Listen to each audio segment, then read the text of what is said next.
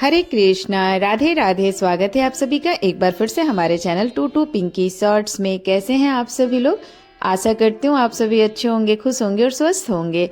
Comment section में बताया कीजिए आप सभी कैसे हैं और साथ में राधे राधे भी लिखा कीजिए। अच्छा लगता है हमें पढ़कर और ये जानकर आप सभी अच्छे और हमारे वीडियो के माध्यम से हमारे साथ जुड़े हुए भी हैं। फ्रेंड्स, आज की वीडियो में हम सुनेंगे पौष पुत्रदा एकादशी व्रत की कथा को, तो वीडियो में लास्ट तक बने रहिएगा आप सभी लोग। अगर हमारी वीडियो पसंद आए तो वीडियो को लाइक एंड शेयर जरूर कीजिएगा।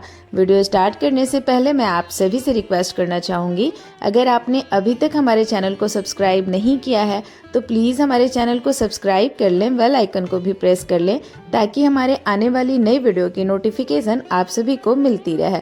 तो चलिए वीडियो स्टार्ट कर लेते हैं और सुन लेते हैं पौष पुत्रदा एकादशी व्रत की कथा को। धर्मराज युधिष्ठिर ने भगवान कृष्ण से कहा, आप मुझे पौष माह के शुक्ल पक्ष की एकादशी के विषय में बतलाइए। इस एकादशी का क्या नाम है तथा इसके व्रत का क्या विधान है, इसकी विधि क्या है, इसका व्रत करने से किस फल की प्राप्ति होती है और उसमें कौन से देवता का पूजन किया जाता है, कृपया यह सब विधान पूर्वक मुझे बताइए। भगवान कृष्ण बोले, पौष माह के शुक्ल पक्ष में आने वाली इस एकादशी को पौष पुत्रदा एकादशी व्रत कहा जाता है। इसमें भी नारायण भगवान की पूजा की जाती है। विधि पूर्वक इस व्रत को करना चाहिए। इस चर और अचर संसार में पुत्रदा एकादशी के व्रत के समान दूसरा कोई व्रत नहीं है। इसके पुण्य से मनुष्य तपस्वी, विद्वान और लक्ष्मीवान होता है।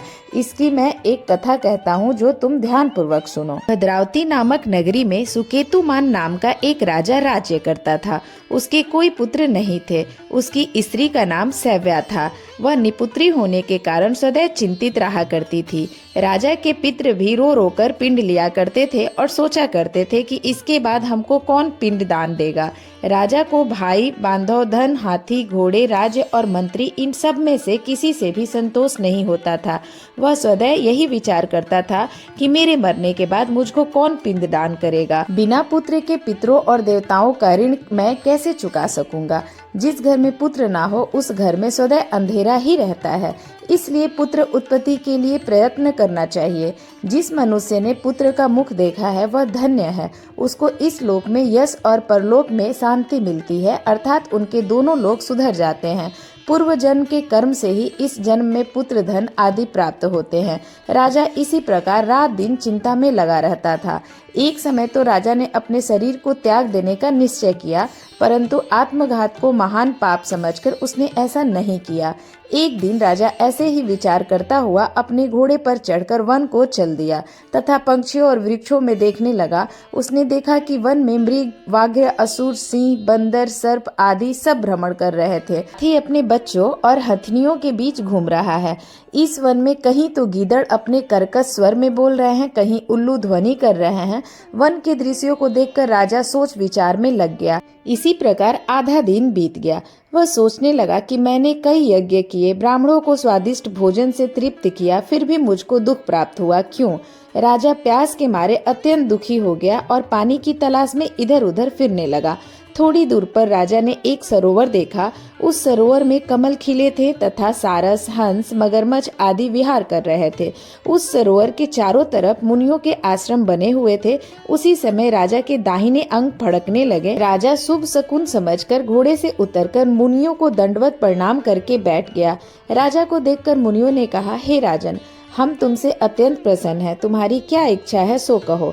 राजा ने पूछा, महाराज आप कौन हैं और किस लिए यहाँ आए हैं, कृपया करके बताइए। मुनि कहने लगे कि हे राजन, आज संतान देने वाली पुत्रदा एकादशी है। हम लोग विश्वदेव हैं और इस सरोवर में स्नान करने के लिए आए हैं। यह सुनकर राजा कहने लगा कि महाराज, मेरे भी कोई संतान नहीं है। यदि आप मुझ पर प्रसन्न हैं तो एक पुत्र का वरदान दीजिए। मुनि बोले, हे राजन, हर वर्ष पौष माह के शुक्ल पक्ष की एकादशी तिथि पर व्रत रखकर भगवान विष्णु की पूजा करें। इस व्रत के पुण्य प्रताप से आपको पुत्र रत्न की प्राप्ति अवश्य होगी। मुनि के वचनानुसार राजा और उनकी धर्म पत्नी ने पौष पुत्रदा एकादशी का व्रत किया।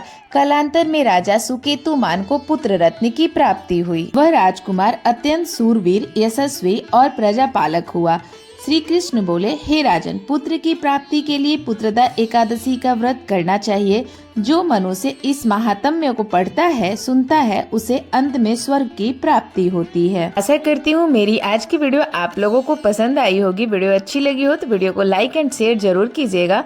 मैं एक बार फिर से आप सभी से रिक्वेस्ट करना चाहूंगी, अगर आपने अभी तक हमारे चैनल को सब्सक्राइब नहीं किया है तो प्लीज़ हमारे चैनल को सब्सक्राइब कर लें, बेल आइकन को भी प्रेस कर लें, ताकि हमारे आने वाली नई वीडियो की नोटिफिकेशन आप सभी को मिलती रहे। हमारे वीडियो में लास्ट तक बने रहने के लिए आप सभी का दिल से धन्यवाद। अब मैं आप सभी से विदा लेना चाहूंगी। मिलती हूँ अगली वीडियो में और भी नई जानकारी के साथ। तब तक के लिए आप सभी को राधे राधे, जय श्री राधे।